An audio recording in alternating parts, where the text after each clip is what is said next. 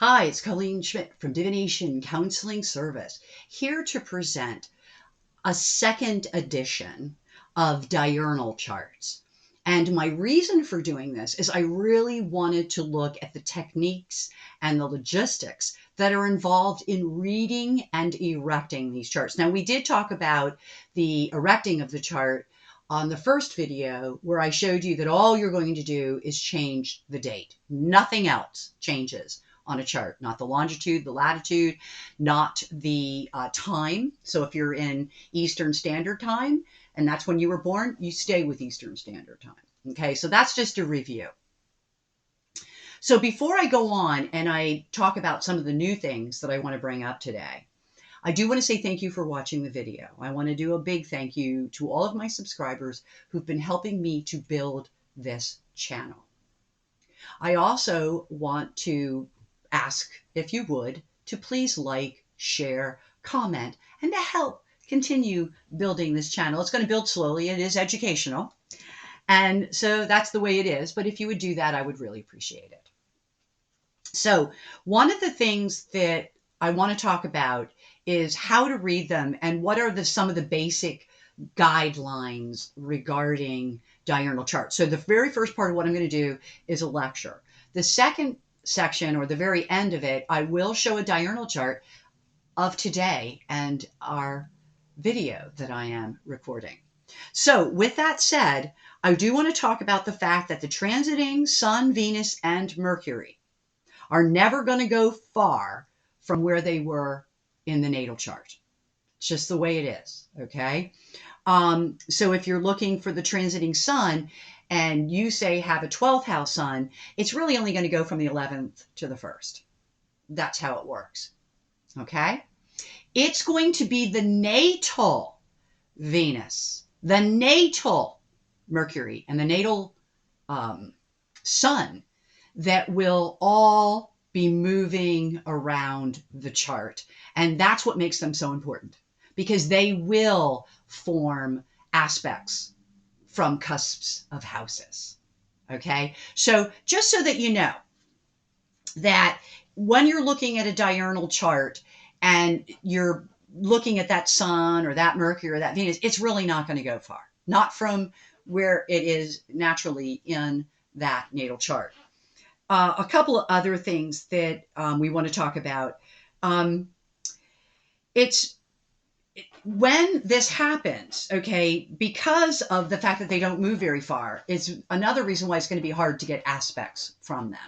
So we still want to look at them. They're still very, very important to the work we're doing, but they are going to be almost secondary compared to the natal transitions through that chart.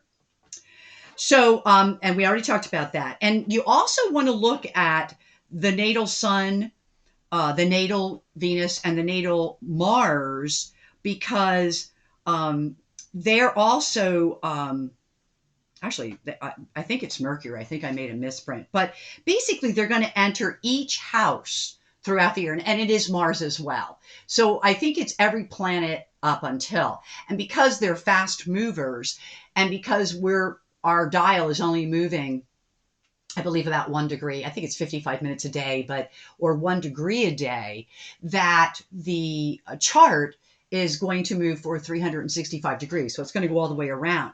But it will be the natal that's going to continue to make aspects throughout that chart. So and this is some of the stuff that she just says in the book, and I think it's worth noting that you're going to have 2 times through each month where there's going to be a sextile.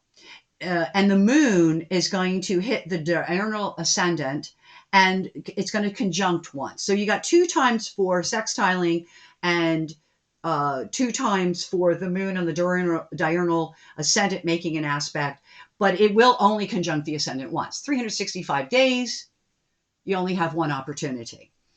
Okay, so here's the reason why you want to use exact orbs. If you know that you have a Venus at 2 degrees, 7 minutes of whatever sign, then you have to use 2 degrees, 7 minutes, and only 2 degrees, 7 minutes can be used. Now, if the planet that it's trining or squaring happens to be 217 or 220, yeah, it's still going to work. So we're within the degree of the orb. So you want to get within the degree.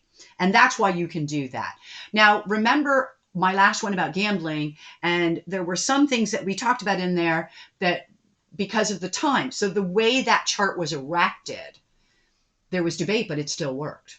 Okay. So I'm always going to be leaving the whole orb issue up to the astrologer.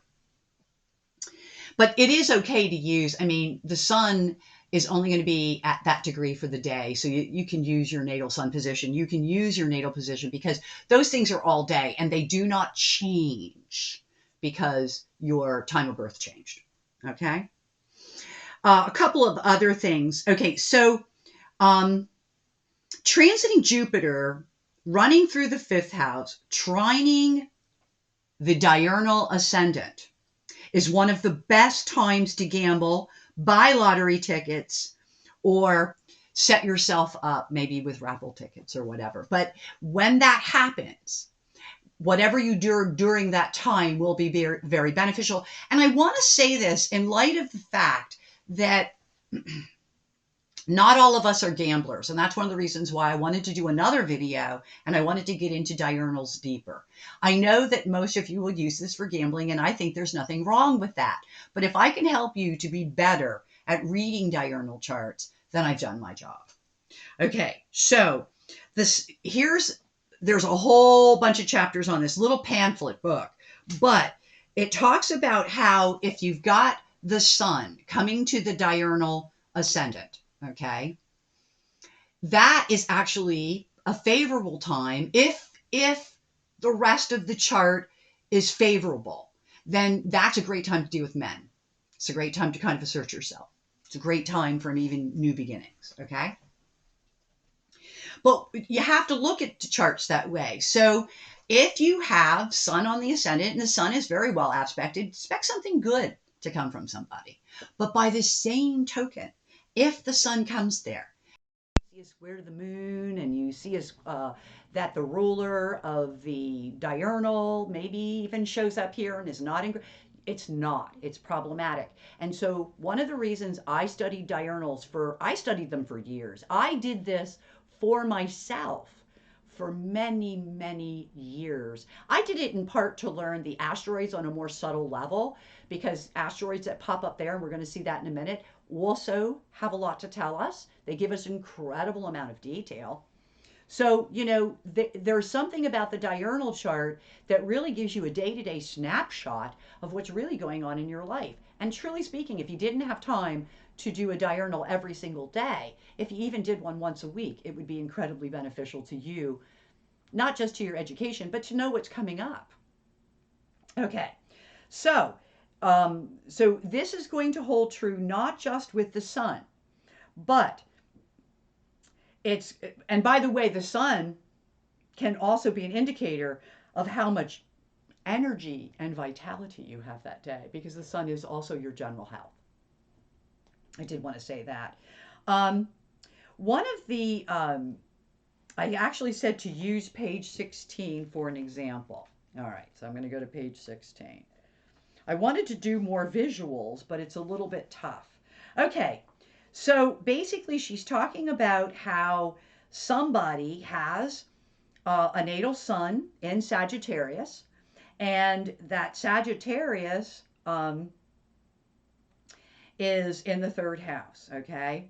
And on the day the natal sun conjuncts the diurnal ascendant, the native receives communications. Do you see how that worked? His natal sun is normally in the third house. So when that natal sun hits that ascendant, it's very likely it's going to come through some form of communication, quote unquote, third house, maybe even through a sibling, third house. So hopefully you can follow that. Okay, so she goes into something about the timing, and I'll do that later. Timing is a bigger deal. You would start with, of course, when the chart began. We'll be using mine, which began several hours ago, and I'll talk about that.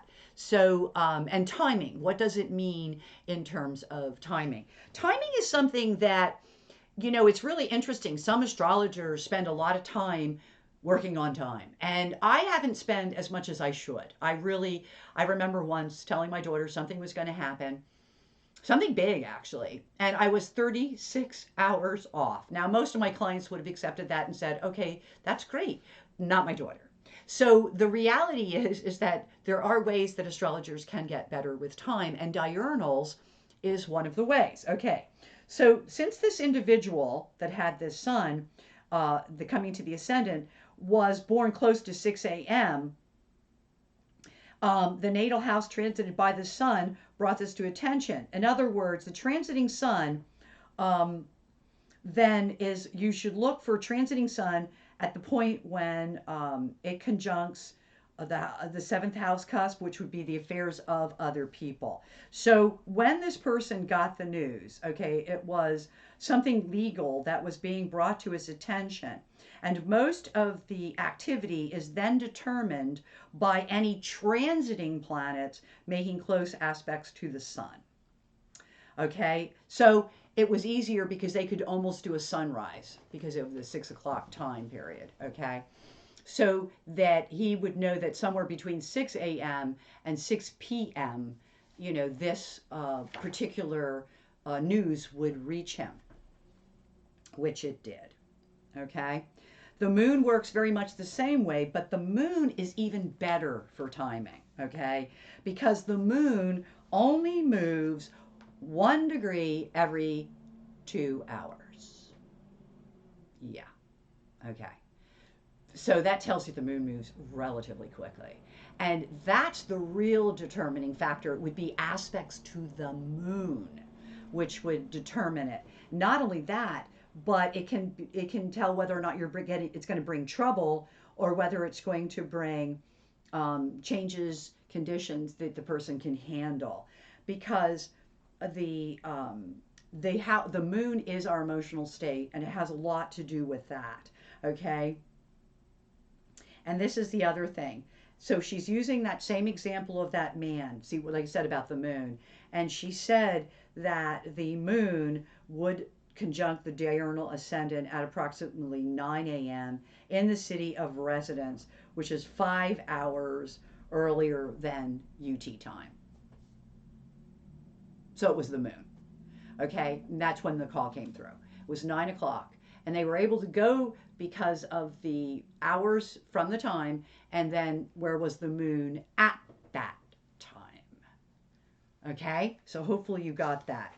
Now, the rest of it goes into not just the moon and the sun, but every single planetary point in a chart is going to leave its mark on that chart.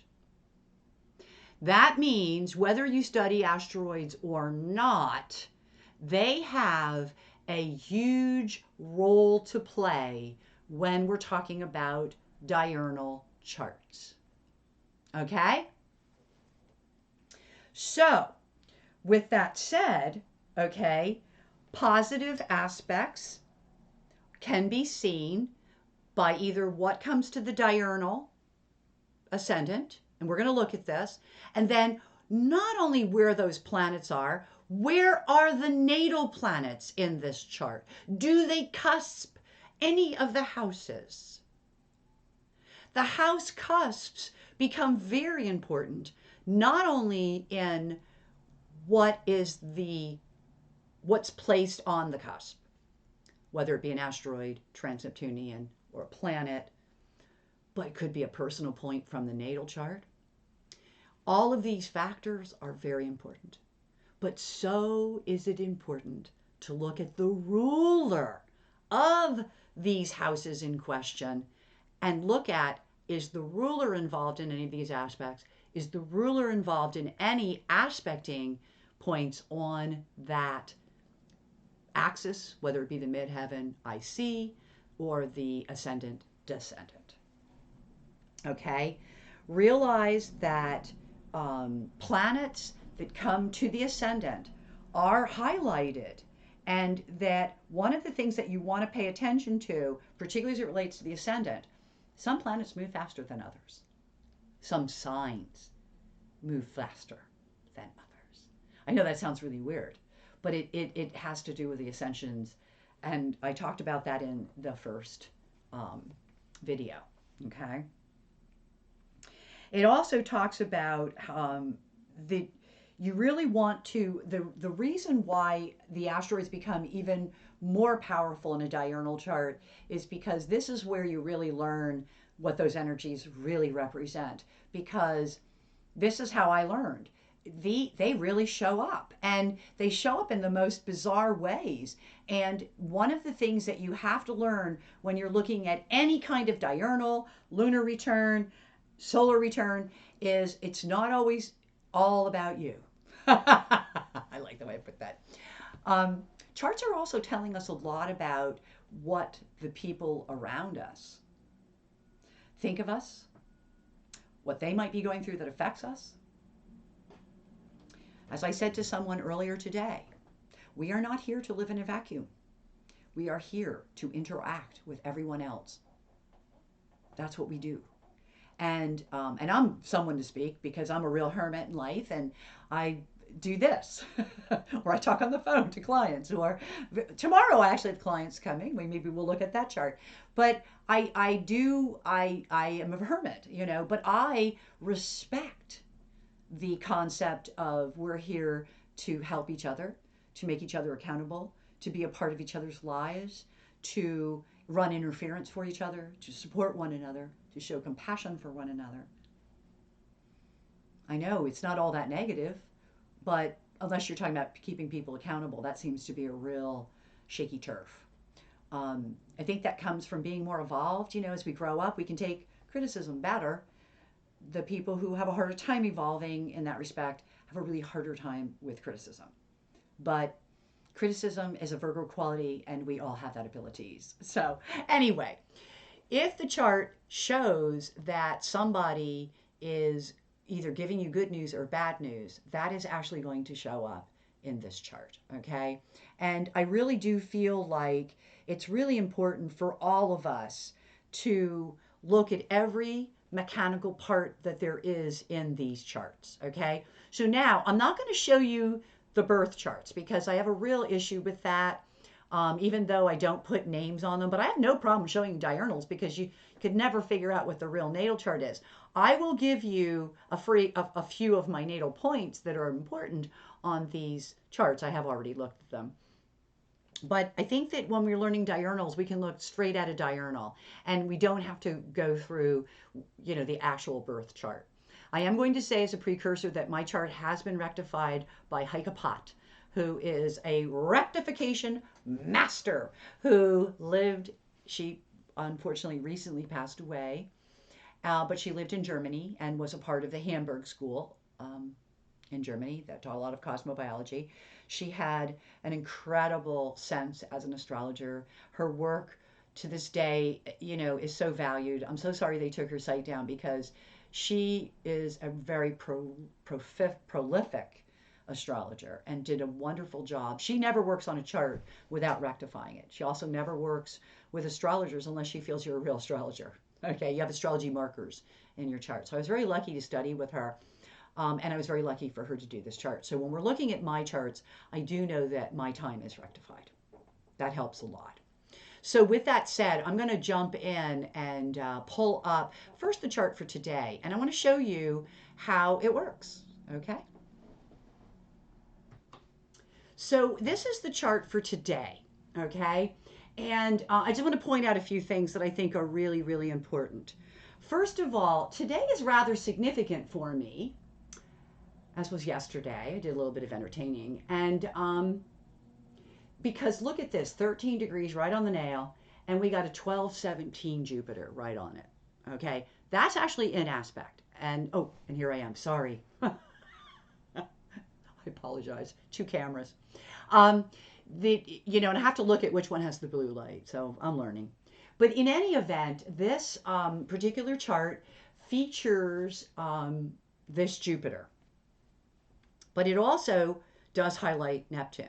Not just because Neptune is the ruler of this chart. Okay, but look at Neptune with my ascendants and a decision point. These are, um, they're not unimportant, not real important, but they're not unimportant. And believe it or not, me talking to you this way is very Neptune. Okay, so we're having a Neptune experience. When you do things like this online, it's very Neptune because it's kind of intangible. A lot of things associated with the computer are considered Neptunian. Okay, now let's look at this chart and really study it. Now, I don't even have the full asteroid list, all right? I can do that depending on my time. I can pull that up in a second. But let's look at a couple of things that are more obvious. Okay, so Just Rewards is coming up. Now it's 14, and I will tell you that tomorrow it's 14. And I will show you tomorrow. I actually have clients tomorrow. Tomorrow's a reading day. So I have clients. And they don't always come to the house, but actually tomorrow they are. So it's really interesting. But anyway, I look at a few other things here. Okay, so let's go through the house cusps because they're really important. And we see the Hecate is, here we are, again, probably going to affect me a little bit more tomorrow, but it's coming into effect. And by maybe even tonight, I would start to be affected by Hecate. Now, Hecate is a great thing to have an effect overnight because it's your dreams, it's your intuitive abilities. But remember that I am reading cards tomorrow. So my intuitive abilities are directly related to my making money. And if you notice that that particular Hecate is going to be on that cusp point of the second house, which is income and finances. Okay, so, I am making money tomorrow. Okay. So when you look at that, you also then would say, okay, well, then I got to look at Mars because Mars rules that house. So if Colleen's doing readings, and believe me, I do look at charts this way, then I want to look where that Mars is. Well, the Mars is up here and it's conjuncting. Yeah, I know. Like, I love astrology. It's conjuncting Vesta, my work. This is my work. Okay. And it's really cool because it's the 11th house, other people. And yes, there are other people coming here. And it is talking about my work and being, focused on my work. Isn't that bizarre? Okay. So not gambling, but it is about making money because of the second house. So you could do this every day. Okay, so then I go to 28 degrees where I see Eos, which is about getting up early in the morning and how scattered my day is. Well, I didn't even start my day here in my house. How's that for fitting? And by the way, I had no plans to be at the other place overnight. The plans changed last night. So we ended up staying at another place. We have a cabin, if you will. It's not real far away, so it is easy access. And although I never do that during the week because I actually work, I did do it last night. I made an exception, and it did throw me off. There it is, right there, third house. Okay, I'm not too upset about it. It did break up my day. Communications, it set me back on doing this video. I had to cut my call short with my daughter. So let's talk about how it affected my communications. Now that is ruled by Venus. Okay? And Venus in this chart, and I did know where it was because I was looking this up. And, oh yes, it's conjunct Mars. It's conjunct Mars. Isn't that incredible? Absolutely incredible. So today's craziness affected my energy Mars, which is, so because they're close together, there is a conjunction there. It's a tight orb. So we can go with that. That somehow the smoothness of my day, my actions, my ability to work have been affected. Okay, so let's go on. So we don't got anything on the 4th. I am here and it's wonderful. Okay. I do want to point out, well, let's get back to that. There is a Uranus in that second house. I'm normally a Uranus person. Sun, up until recently, had been in Uranus. And so I was pointing that out. But see, my sun now is at 3 degrees. So I can't really go by that sun anymore. So I do want to point that out. That, looking at that Uranus going, oh, that's, but I'm not worried about that anymore because Uranus isn't is going to be as effective. So here again, this is a lesson in how to read a diurnal chart. Okay, so then we move on.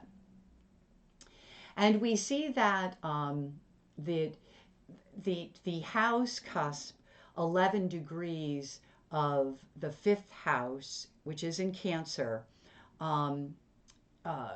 is affected by Hades and Chronos. Do you see that? Look, because it's 11:58, it's 11, 10:01.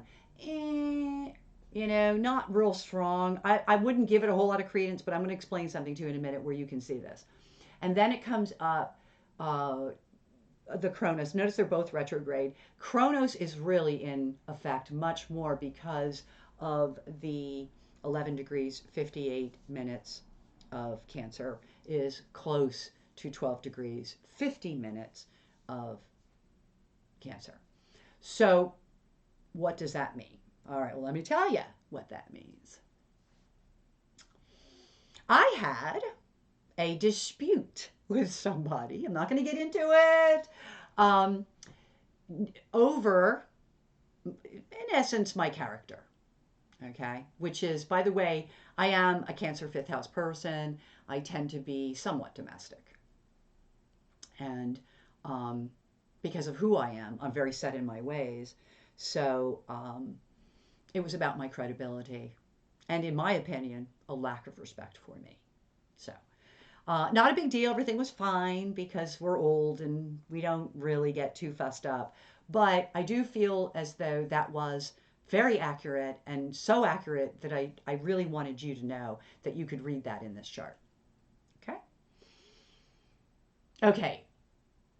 6 degrees of Leo cusps the next chart.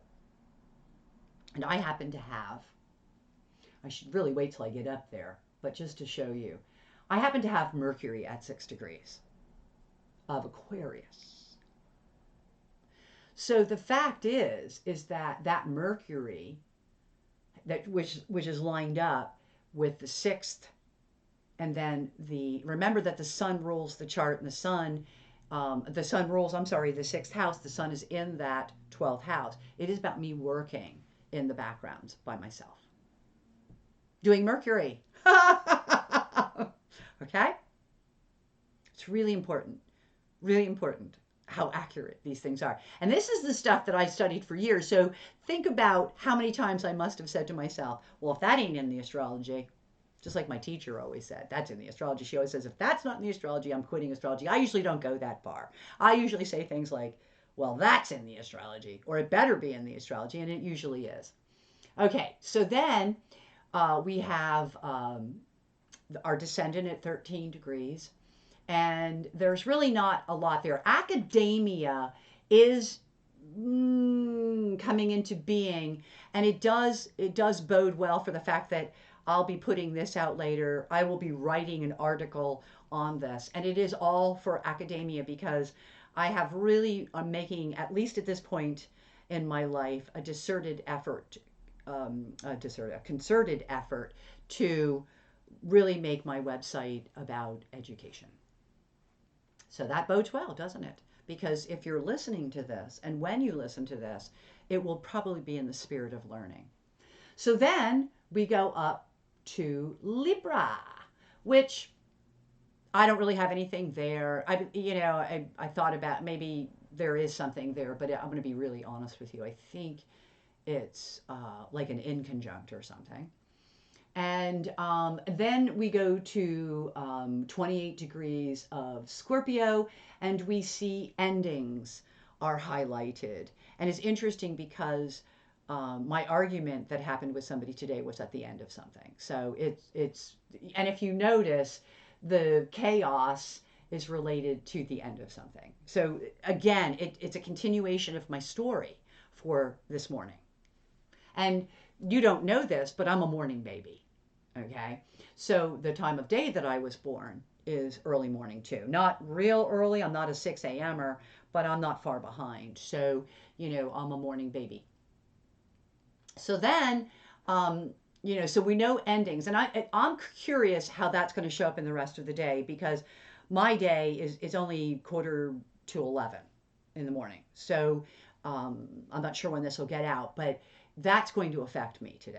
And it's something, endings are going to be something I'm looking at. So, and endings are going to bring chaos, or ending of chaos. And hopefully that's what it is, because I'm such a stickler for my schedule that I'm hoping I get myself lined up before the day is done. So then we move to a midheaven at 20 degrees, 54 minutes. Okay. And here we have nothing but body image at 20. Now look at this though. This is close. 2101 to 2054. I do not know how that's going to show up. Maybe it was the fact that I had to fix myself up to get on camera. Little do you all know that I'm not somebody who fixes themselves up, although the people who know me know that's true. I am not one to, I don't mind dressing up to go out, but when I'm around home and I'm working, I'm usually pretty, well, it's pretty disgusting. I don't even want to get into it. I'm not my house is clean. My house, everything is in order. But if you looked at me, I don't brush my hair. I have issues with my, I don't wear makeup. I'm not real good about wearing, a bra. So all of that stuff is body imagery that has to all be taken care of before I can get on camera. Or before I work with people tomorrow. So it's going to be in effect again, because I'm going to be working with them face to face. I love working on the phone. I don't worry about that. Terrible. Terrible. My life is so much less stress though. Here's another one coming up. And believe me when I tell you I have a little concerns on this as well. That's Hypatia, which is a health issue. Now, one of the things it could be related to and is that I have a lot of mouth issues and I have a lot of appointments. And so I'm wondering if one of my appointments isn't going to get changed, or if I'm getting some kind of confirmation on, or if, because it's the midheaven, I'm going to find out about a health issue of somebody else. Because this is something else. That person that threw me off last night and this morning, that wasn't me. That chaos came from something and someone else. So did the argument. So here we go with, we do not live in a vacuum, people. Okay, so when I see Hypatia at the midheaven of the chart, I don't know, it could even be health concerns with regards to the ongoing virus. Okay, because I am somebody who still wears a mask a lot. Okay, so I don't really care whether it's mandatory or it's not. If I'm going into a store, I'm probably wearing a mask. I in a restaurant, we go very early, so I don't worry about it as much because we're really early eaters. But if I were to go into a really crowded restaurant, I'd probably do the same. When I leave my table, put my mask on. When I'm sitting at my table. So, maybe that's what it's referring to. I don't know. Although Hypatia in the body is talking about the body and not my face. So we have to wait and see. Okay? Maybe we can get back to that one on a later date. So then I go over to this 11 degree, and the 11 degree axis.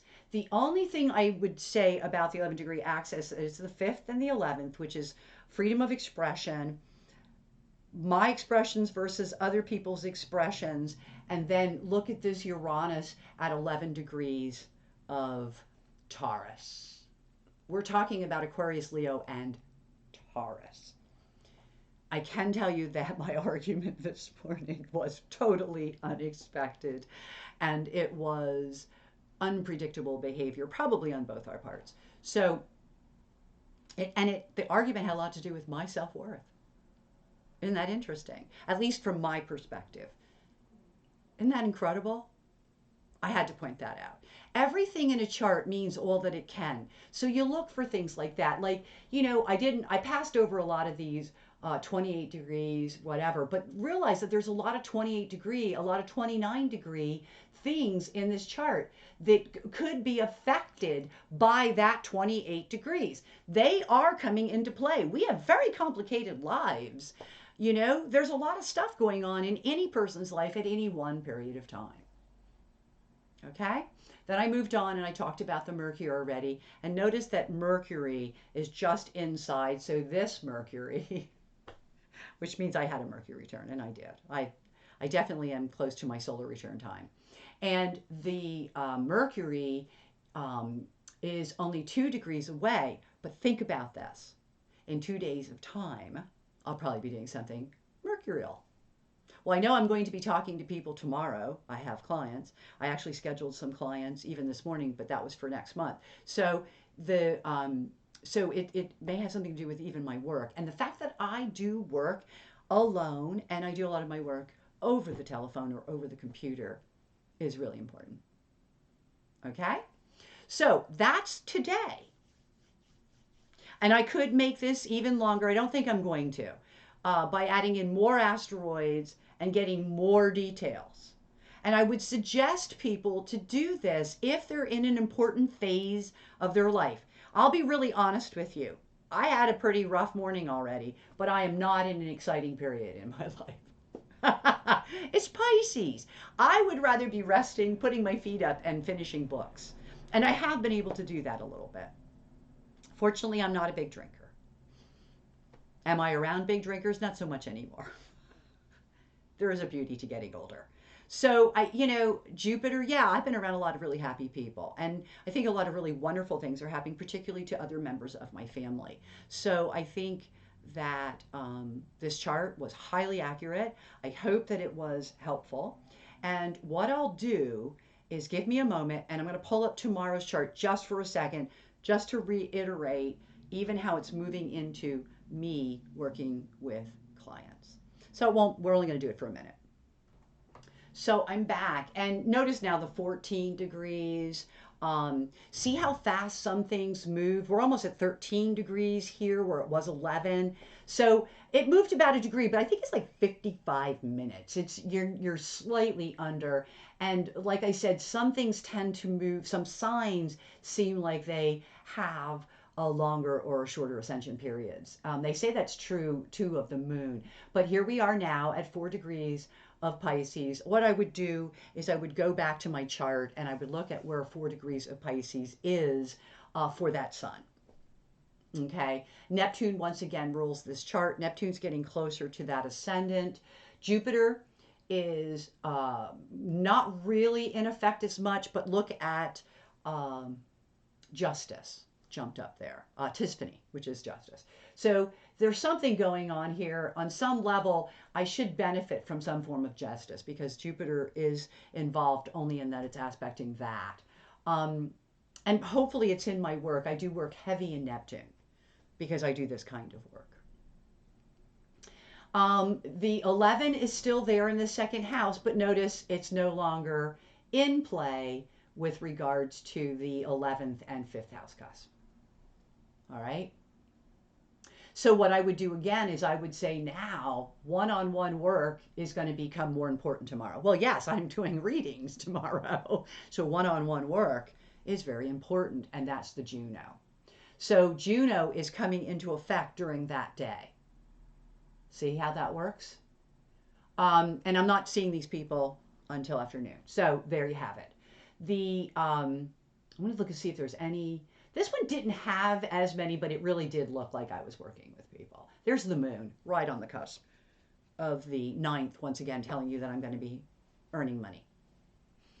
Okay, I could, probably wouldn't be a bad idea to gamble, but I'm not really a gambler, so I'm not quite sure. I mean, the moon is on the cusp of the 9th house. The moon is also, it's a big orb though, is also trine. Actually, today would probably be better because it's more in trine with that chart, today's chart, than it is with tomorrow's chart where it's starting to leave that trine. So you want to look for those things, so because they do make you feel better, they do make you feel lucky, and but that moon is ruled by the moon. You see that? Look at that. I mean, I'm sorry. That moon is ruled by Pluto. Pluto is running with Vesta, but it's also running with, you know, oh goodness, it's running with a lot of this stuff. Apollon for many.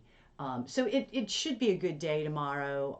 I think it definitely is admitting that tomorrow's happening, and that I am reading. 21, the Hypatia on the body thing is there. So, and this could just even come in. I'm a huge workout freak. And it could even have something to do with my workouts, which, by the way, are later these days because of being behind with my schedule from, you know, and it might be tomorrow that I might, you know, be able to spend more time working out because I'm not starting work tomorrow as early. Okay, I'm having them come around noon rather than starting like I do here. I try to start somewhere around 9, but sometimes it's closer to 10, like today. Okay, and it has a lot to do with I got to work out. There's certain domestic responsibilities and all of that. So you see that Hypatia terpsichore. The other thing is there's a family member that we're very concerned about her health, an elderly. Okay, so. And by the way, that fits with this. Okay, look at the Chronos that's sitting now on the. I am going to be doing readings, but we have a health concern about somebody who is a Chronos, one of our elders. Okay, see how this works? One of the things I read cards. I do astrology. I read cards, and one of the things I was always taught, whether it's astrology or it's tarot, is everything should be looked at like an onion skin. And you know what onions are like? Layers upon layers upon layers. And every layer is giving you a concept of truth. And it's putting together a 3D picture. Charts work very much that same way. Okay? As always, one of the things that you want to do with a chart, I'm just making sure there's nothing else I really wanted to go. I like that I'm alone. I love that. I have a household, you know, there's people that, well, there's a person, maybe two, in and out, whatever. But it's so nice to spend days alone. So I do love that. Otherwise, I'm not seeing anything else I want to talk about. I do plan on being very productive tomorrow with one-on-one. I do have, like I said, readings. I just got to keep them moving. So I think, you know, that kind of explained what I needed to show. Hecate still very much cusping that second house. Hecate is intuition, and I'm using my intuition to make a living. There's no surprise there. So one of the things that I could do, and, you know, we want to do is make like, and I should write them down so we don't mess up. We have a 14, and even though I'm not going to do the asteroids, because I don't want to spend all the time on all the list of asteroids, what I'm going to do is I'm going to write down right now what we're looking at in the 23rd chart for me at the Ascendant and Midheaven. And how I do that is I literally will switch to a dial, take it to, I want to go to 1440 for the Ascendant, which should be right about here. And I got the 50, but I don't want that. See, here we go again with one of the best things that we can do in astrology is get as close as we can. So I'm going to go to 40. Look at how many things go away. That was me going the wrong way, though. But look at this. Look how many things now growing. It keeps changing. So go to the initial degree, to the minute if you can. You can fudge. You can go 10 minutes either way, but look at that. Now, one of the things that I like to do is I like to look at midpoints. And it's funny because I'm dealing with women tomorrow. Right out of the general public. Yes, they're coming in off the street. I do believe that I am in the process right now, and I have been, of transforming. And hopefully, through transforming, I am going to be able to use my gifts more. Here's Hecate. How about that, right? Hecate was showing up on our dial, but Hecate is also in this chart. Okay, it's Ascendant, Descendant. It's showing that work. One of the things that I would do, I'd start here. I'd take 7440. I'd minus 2230, and I would come up to 5210. All right. So then I'm going to go to 5210. So you would get all the asteroids in that axis. Then you'd come here and you would begin to gather all of the asteroids that are here. Okay, so just to point this out, look at this. So we have 2 asteroids right here, very faded. So there's going to be some things that are going on tomorrow, maybe even today, this evening, that seem very faded to me. It also talks about how there's still a lot of missing information. I believe that. I believe that. I'm waiting on confirmations, to be honest with you. But no matter, those are asteroids well worth looking at. And then there's a health asteroid there. So we go with that health thing again, that there's some concern about health. And it could be that when I'm reading tomorrow, I might be doing someone's health. Okay? Now you would do that for the Ascendant, but then you would turn around and you would do the exact same thing for the midheaven, 1248. So I'm going back to where I was. That was the Ascendant, right? Yes, that was the Ascendant, and it tells us that. Yep. Now I'm going to go. It's 1248, 72. Look at that Jupiter. Look at Jupiter. Just missed it, but doesn't matter. Jupiter's still in there. I only missed it by 3 minutes. But do you see how Jupiter was there? I tell you, Jupiter's a big factor for me right now.